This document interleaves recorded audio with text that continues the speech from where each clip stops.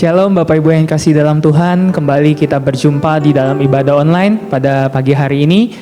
Walaupun sebagian daripada kita sudah mulai beraktivitas kembali, tapi saya percaya bahwa kita masih dalam ibadah online. Dan saya berharap kita tetap menghargai ibadah online ini dan juga kita tetap sembari berdoa supaya pada saat nanti ibadah fisik kita boleh sama-sama bertemu kembali. Mari Bapak Ibu, sebelum kita boleh memulai ibadah kita pada pagi hari ini, kita mau bersatu hati berdoa. Bapa di dalam surga, terima kasih buat kebaikan-Mu dan penyertaan-Mu ya Tuhan di dalam setiap kehidupan kami. Kami percaya Tuhan bahwa Engkau tidak pernah meninggalkan kami, Engkau selalu beserta dengan kami.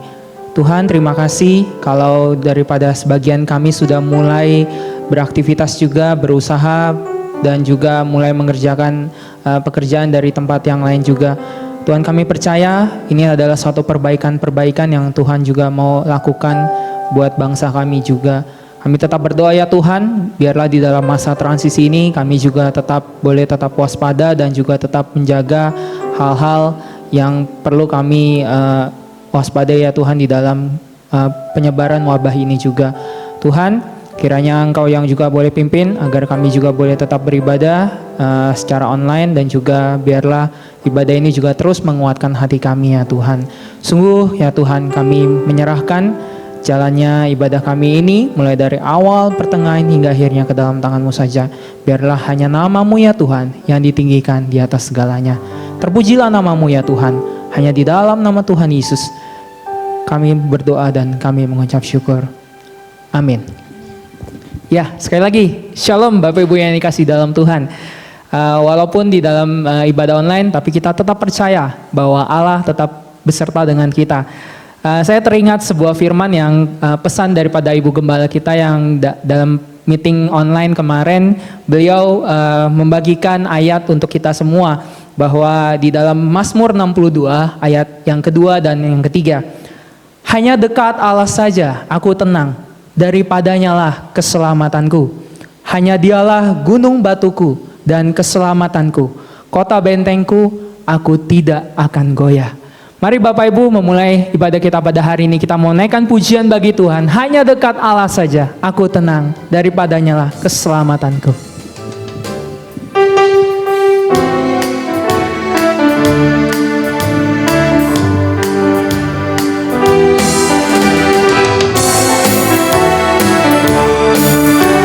Haleluya.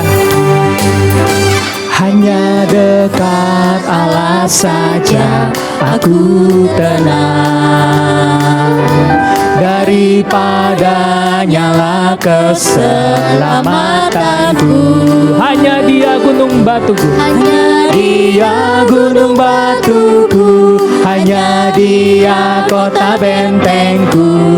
Aku tidak akan goyah selama-lamanya. Hanya dekat Allah saja aku tenang, hanya dekat Allah saja aku tenang. Haleluya, yes.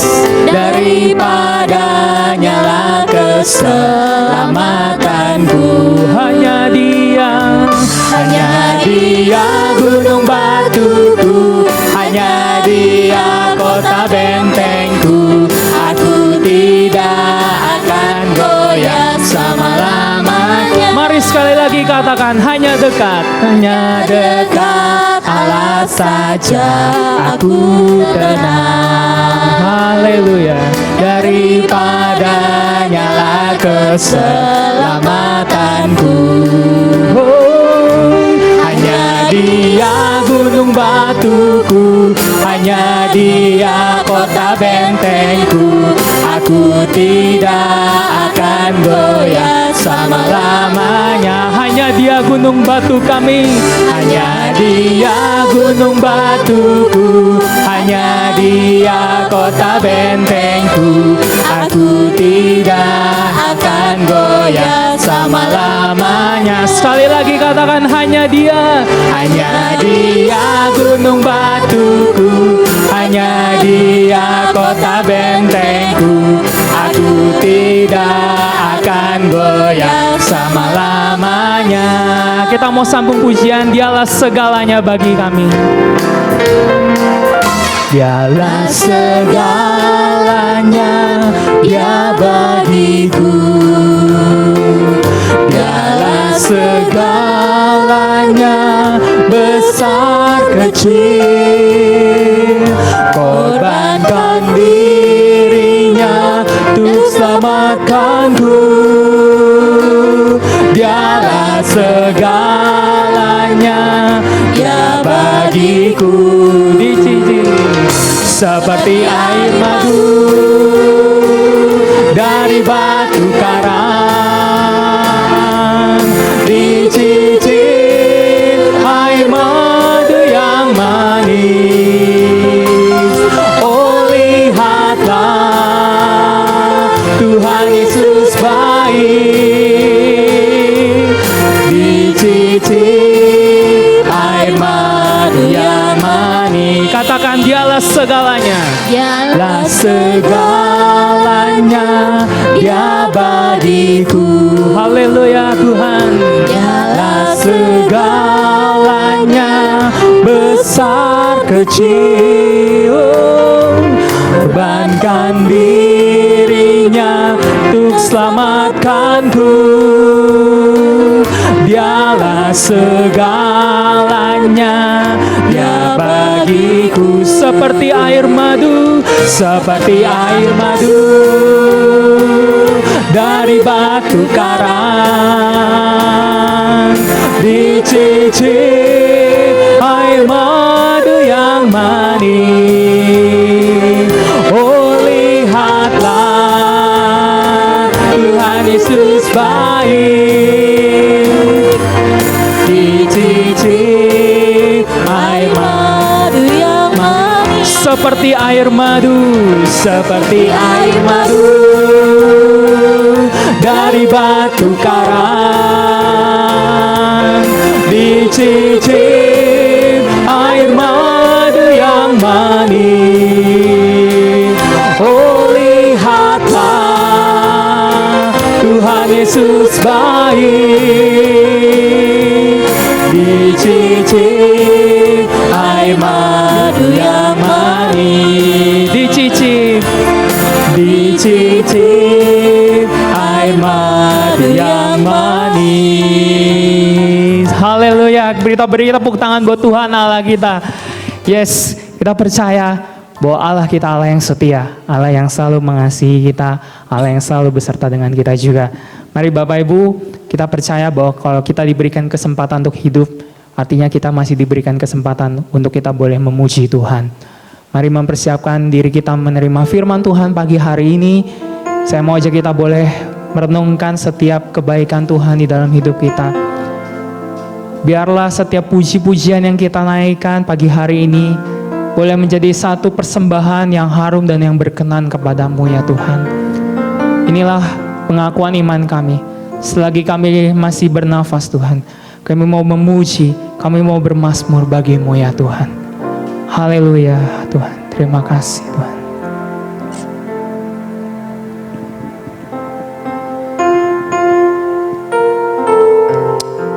Yes.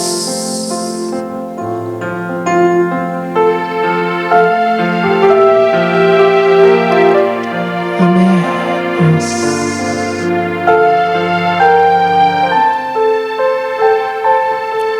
Haleluya. Haleluya. Mari katakan, ya Tuhanku, aku hendak bernyanyi bagimu. Ya Tuhanku, aku hendak bernyanyi bagimu selama ku hidup. Ya Allahku, aku hendak bermazmur bagimu selagi ku ada. Inilah yang kami renungkan Tuhan. Inilah yang ku renungkan setiap waktu. waktu. Nyanyian pujian dan pengagungan kepadamu.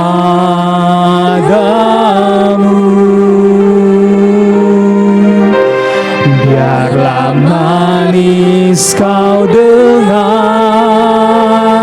Tuhan, manis kau dengar Tuhan, dan hatiku bersuka karenamu.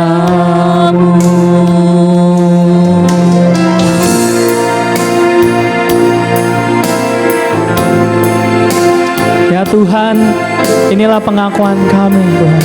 Aku hendak bernyanyi bagimu Tuhan.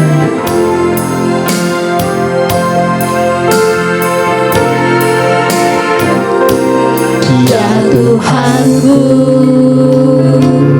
aku hendak bernyanyi bagimu selama ku hidup. Ya aku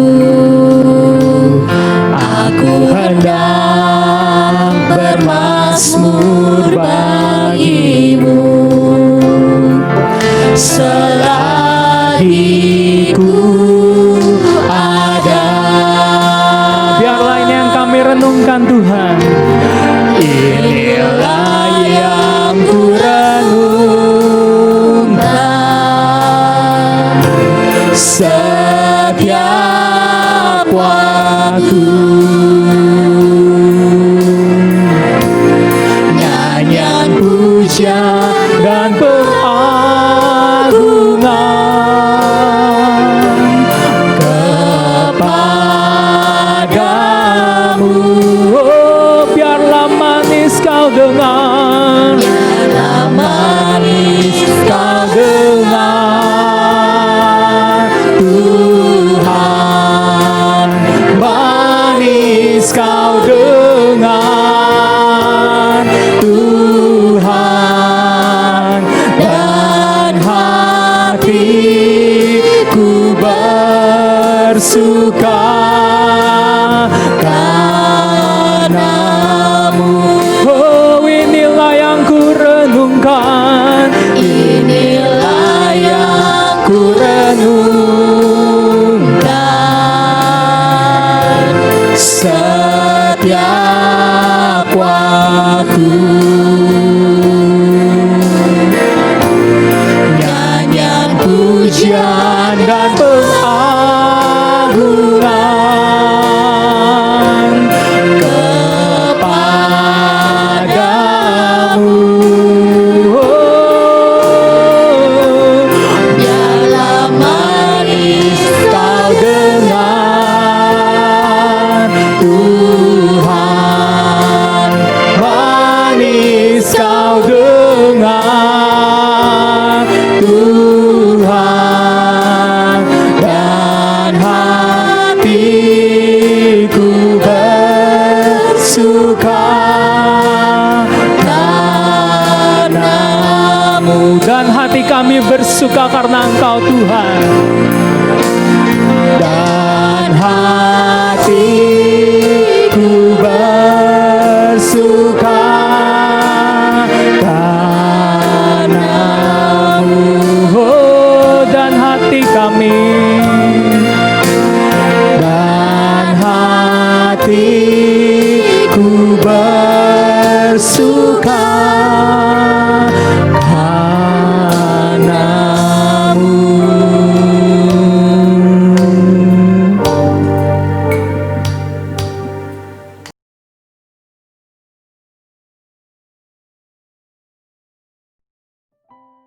Shalom, selamat pagi Bapak Ibu, Saudara-saudari yang dikasihi dan diberkati Tuhan Yesus. Jumpa kembali dalam ibadah online pada pagi hari ini. Mari sebelum kita mendengarkan sabda firman Tuhan, kita tunduk kepala, kita berdoa. Bapa di surga, Tuhan, kami bersyukur pada pagi hari ini kami boleh jumpa kembali dalam ibadah online. Kami sudah memuji menyembah Tuhan, umat-Mu yang sudah memuji menyembah Tuhan, biarlah segala pujian sudah dinaikkan boleh menyenangkan hati Tuhan, dan saatnya kami siapkan hati kami untuk kami bersama-sama diisi oleh firman Tuhan, untuk kami sama-sama diberkati oleh firman Tuhan. Urapi hamba-Mu, layakkan hamba-Mu sampaikan firman-Mu. Demikian umat Tuhan, berikan kami pengertian, roh hikmat, roh wahyu, untuk boleh mengenal Tuhan lebih dalam lagi melalui firman Tuhan yang diungkapkan pada kami semua pada pagi hari ini. Kami siap mendengarkan sabda Tuhan, bersabdalah, berfirmanlah. Dalam nama Yesus kami berdoa. Haleluya, bersama-sama kita katakan amin. Puji Tuhan. Bapak Ibu sudah dikasih Tuhan, pagi hari ini saya akan berkhotbah dengan satu topik, yaitu janganlah takut. Saudaraku, mari kita akan bersama-sama melihat Alkitab kita dalam kitab Yesaya pasal 43 ayat 1 sampai ayat yang ke-7. Yesaya 43 ayat 1 sampai ayat yang ke-7. Saya akan membacakan ayat ini untuk kita semua. Demikian bunyi firman Tuhan. Tetapi sekarang beginilah firman Tuhan yang menciptakan engkau, hai Yakub, yang membentuk engkau, hai Israel. Janganlah takut, sebab aku telah menebus engkau. Aku telah memanggil engkau dengan namamu. Engkau ini kepunyaanku. Dan apabila engkau menyeberang melalui air, aku akan menyertai engkau. Atau melalui sungai-sungai, engkau tidak akan dihanyutkan. Apabila engkau berjalan melalui api, engkau tidak akan dihanguskan. Dan nyala api tidak akan membakar engkau. Sebab akulah Tuhan Allahmu, yang Maha Kudus, Allah Israel, juru selamatmu. Aku menebus engkau dengan Mesir, dan memberikan Ethiopia dan Sheba sebagai gantimu. Oleh karena engkau berharga di mataku dan mulia, dan aku ini mengasihi engkau, maka aku akan memberikan manusia sebagai gantimu, dan bangsa-bangsa sebagai ganti nyawamu. Janganlah takut, sebab aku ini menyertai engkau. Aku akan mendatangkan anak cucumu dari timur, dan aku akan menghimpun engkau dari barat. Aku akan berkata kepada utara, berikanlah, dan kepada selatan, janganlah tahan-tahan. Bawalah anak-anakku laki-laki dari jauh, dan anak-anakku perempuan dari ujung-ujung bumi. Semua orang yang disebutkan dengan namaku, yang kuciptakan untuk kemuliaanku, yang kubentuk dan yang kujadikan. Amin. Bapak Ibu saudara dikasih Tuhan, kata takut di dalam Kamus Besar Bahasa Indonesia ada 4 definisi, tetapi saya hanya mengambil 3 definisi. Yang pertama yaitu takut artinya merasa gentar atau ngeri menghadapi sesuatu yang dianggap akan mendatangkan bencana. Yang kedua juga bisa artinya tidak berani berbuat sesuatu, tidak berani menempuh sesuatu, tidak berani menderita dan sebagainya. Dan definisi yang ketiga, takut artinya gelisah atau khawatir kalau ada sesuatu yang buruk yang mungkin yang akan terjadi menimpa dirinya. Bapak Ibu saudara dikasih Tuhan, kita melihat di dalam firman Tuhan ada begitu banyak ayat yang menuliskan kata-kata janganlah takut. Paling tidak ada 100-an lebih kata janganlah takut, saudaraku. Dan saya melihat, saudaraku dikasih Tuhan, di dalam perjanjian baru Yesus juga berulang kali mengucapkan janganlah takut kepada murid-muridnya, kepada orang-orang yang mendengarkan pemberitaannya. Salah satunya saya mengutip dalam kitab Injil Matius pasal yang ke-10 ayat 28 sampai 31. Demikian bunyi firman Tuhan, Matius 10 ayat 28 sampai 31. Demikian bunyi firman Tuhan, janganlah kamu takut kepada mereka yang dapat membunuh tubuh, tetapi yang tidak berkuasa membunuh jiwa. Takutlah terutama kepada Dia yang berkuasa membinasakan baik jiwa maupun tubuh di dalam neraka. Bukankah burung pipit dijual 2 ekor seduit, namun seekor pun daripadanya tidak akan jatuh ke bumi di luar kehendak Bapamu? Dan kamu, rambut kepalamu pun terhitung semuanya. Sebab itu janganlah kamu takut, karena kamu lebih berharga daripada banyak burung pipit. Saudara, kita lihat Yesus mengatakan supaya kita tidak usah takut terhadap mereka yang berkuasa hanya membunuh tubuh, tapi takutlah kepada Dia yang berkuasa, baik membinasakan jiwa maupun tubuh dalam neraka. Artinya Bapak Ibu Saudara dikasih Tuhan, bahwa kita ini janganlah hanya takut perkara-perkara jasmani, takutlah nanti apa yang akan terjadi di dunia yang akan datang. Terutama bagi orang yang tidak mengenal Tuhan, mereka akan dibinasakan. Itulah yang harus orang-orang takuti. Kalau hari-hari ini orang takut menghadapi penyakit corona, hal yang lumrah. Tetapi saya mau sampaikan kepada saudara dikasih Tuhan, corona tidak akan bisa membawa saudara ke dalam api neraka. Kalau saudara yang sungguh-sungguh percaya kepada Tuhan, yang sungguh mengasihi Tuhan, paling tubuhmu akan mengalami kematian, tapi jiwa rohmu tetap akan hidup selama-lamanya. Karena itu saudaraku, Yesus juga mengatakan bahwa hidup kita ini lebih daripada seekor burung pipit, karena kita betapa berharga di mata Tuhan. Kita melihat bahwa burung pipit yang tidak pernah menabur, tapi Tuhan bisa memberi makan. Demikian juga bunga bakung yang ada di padang tidak pernah memintal, tapi Tuhan berikan pakaian yang jauh lebih indah daripada pakaian yang dipakai oleh Raja Salomo. Artinya apa saudaraku? Kita tidak usah takut sebab ada Tuhan yang memelihara hidup kita. Kemudian kita lihat dalam kitab Ayub, Ayub dengan jujur mengungkapkan bahwa perasaan takut yang ia miliki ternyata itu terjadi dalam hidupnya. Dalam kitab Ayub pasal 3 ayat 25 sampai 26, saya akan bacakan demikian. Ayub 3, 25 sampai 26. Karena yang kutakutkan itulah yang menimpa aku, dan yang kucemaskan itulah yang mendatangi aku. Aku tidak mendapat ketenangan dan ketenteraman, dan aku tidak mendapat istirahat, tetapi kegelisahanlah yang timbul.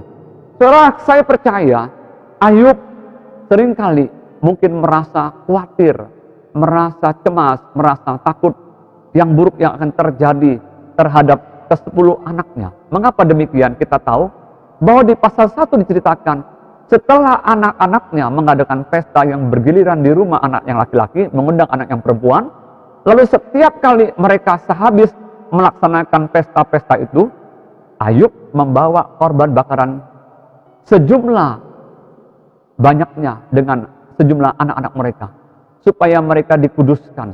Kenapa? Karena Ayub berpikir, jangan-jangan anak-anakku setelah mereka berpesta, pada waktu mereka berpesta, mereka bisa saja mengutuk Tuhan.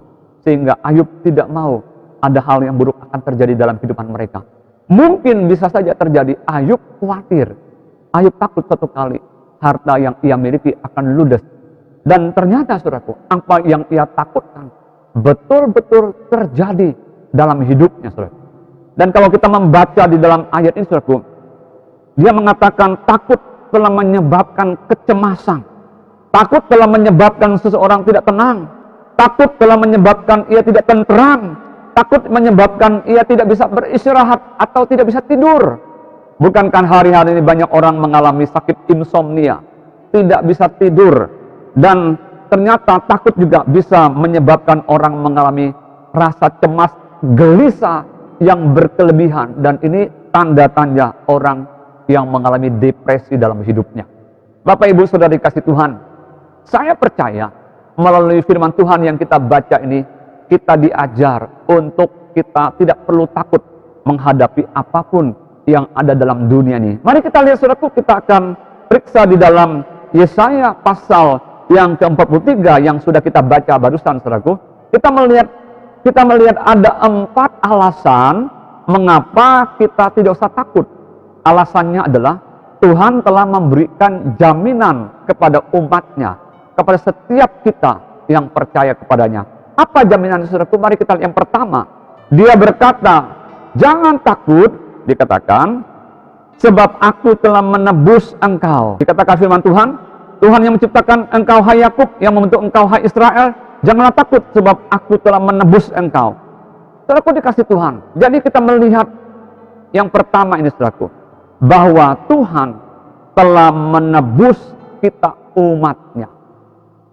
Kalau dia telah menebus kita umatnya, maka kita percaya seperti halnya bangsa Israel yang ditolong dari perbudakan yang ada di Mesir.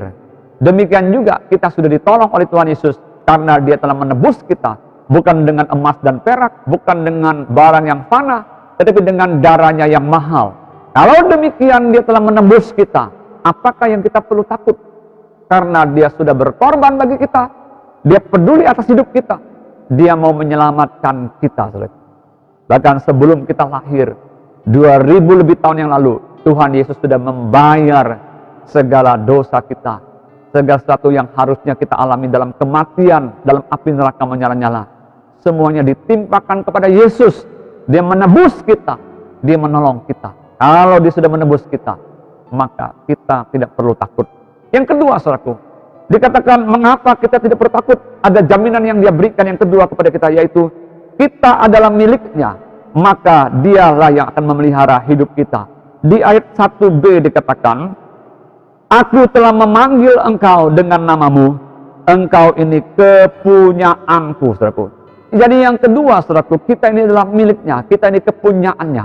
Kalau kita kepunyaan Tuhan, kalau kita dimiliki oleh Tuhan Yesus, kalau kita dimiliki oleh Bapa, maka tentu saja Bapa akan memelihara hidup kita.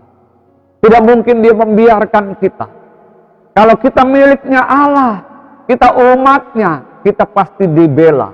Kita melihat dalam sejarah umat Allah, sejarah bangsa Israel, berulang-ulang kali mereka mengalami berbagai tantangan dalam hidupnya. Bahkan mereka terancam kematian. Tetapi Tuhan menolong mereka. Mengapa? Karena mereka adalah umatnya, karena mereka adalah miliknya.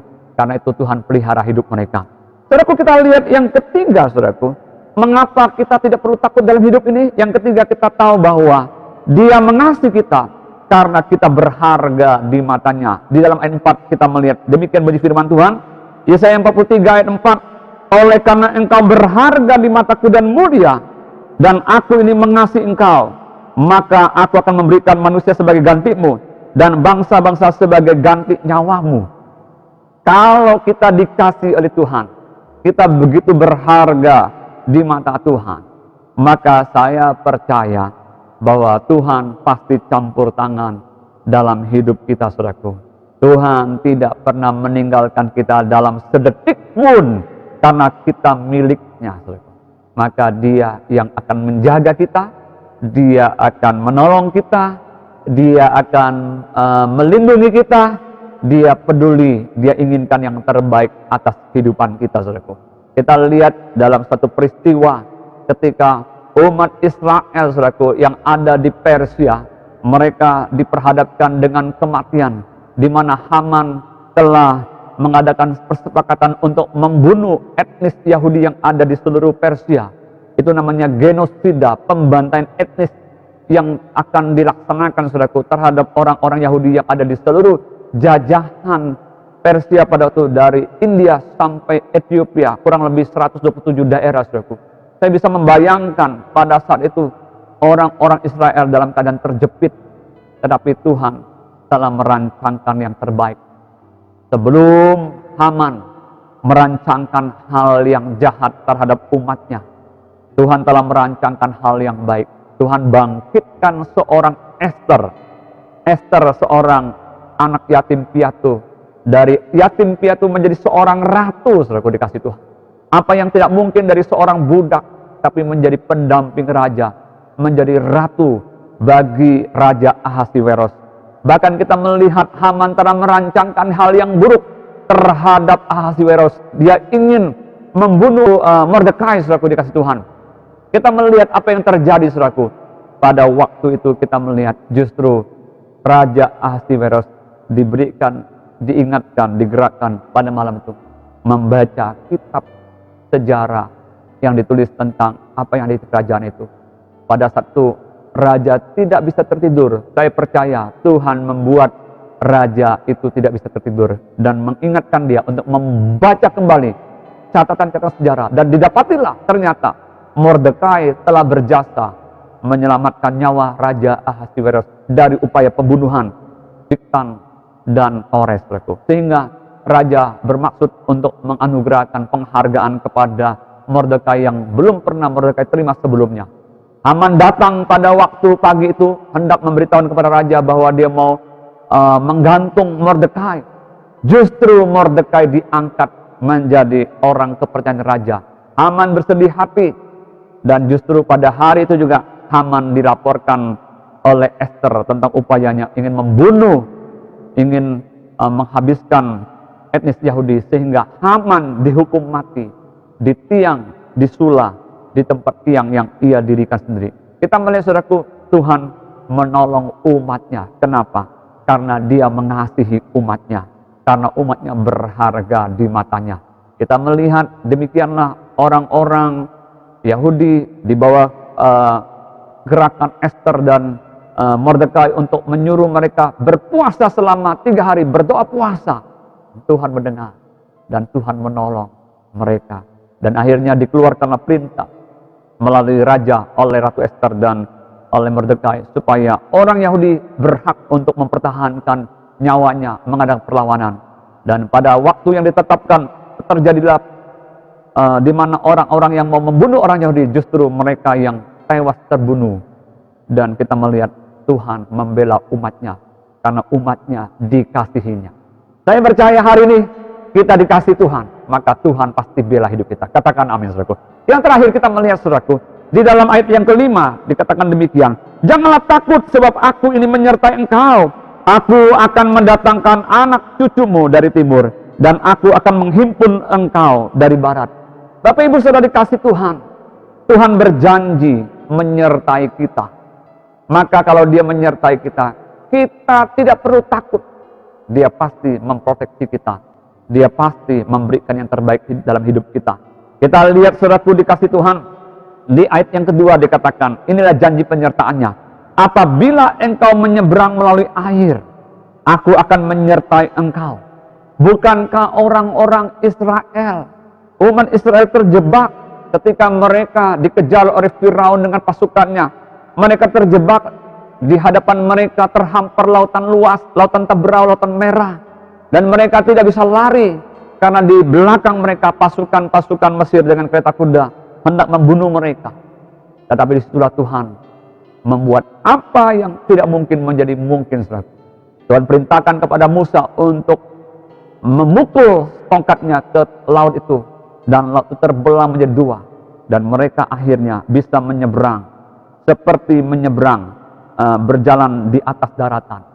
Dan ketika mereka sampai di daratan, air itu kembali menutup dan orang-orang Mesir mati di dalam laut Teberau itu, saudaraku.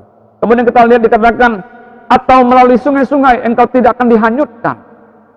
Bukankah Yosua juga ketika mereka membawa orang-orang Israel menuju Kanaan, Tuhan membuat satu mukjizat di mana sungai-sungai Yordan itu menjadi kering dan mereka bisa menyeberang seperti di daratan. Itulah perbuatan Tuhan yang ajaib. Dikatakan, engkau tidak akan dihanguskan ketika engkau berjalan melalui api. Bukankah Sadrak, Mesak, Abednego ketika ada di dalam dapur perapian yang dinyalakan 7 kali lipat panasnya tidak mati? Mengapa?